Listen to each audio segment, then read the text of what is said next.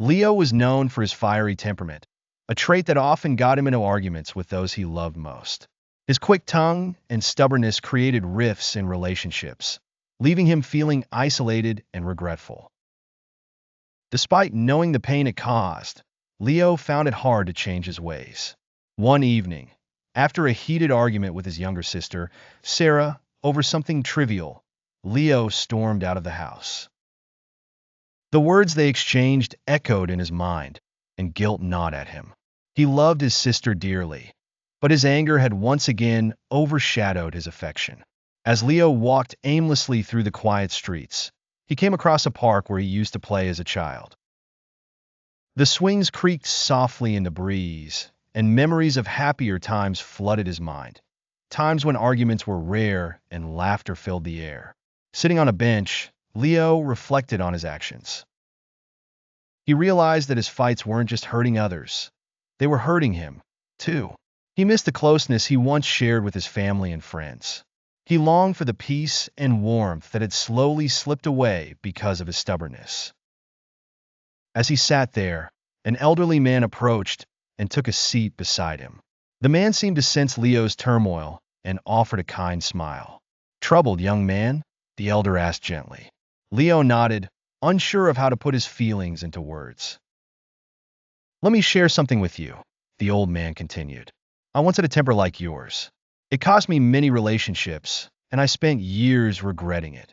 But I learned that the people we love are not permanent fixtures in our lives. Every fight, every harsh word, can push them away for good. Is that what you want?" Leo shook his head. The old man's words struck a chord deep within him. "If you love someone," the man said softly, "you must learn to fight for the relationship, not against it. Apologize when you're wrong.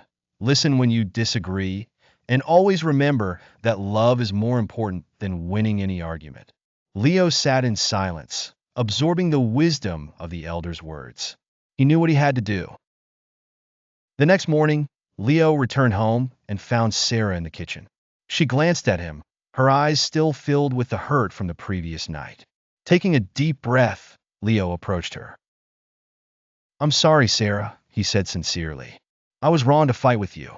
You mean the world to me, and I don't want to let my temper come between us."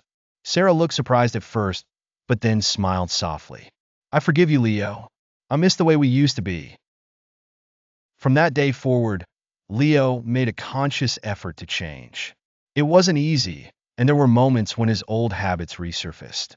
But each time, he remembered the old man's words and chose love over pride.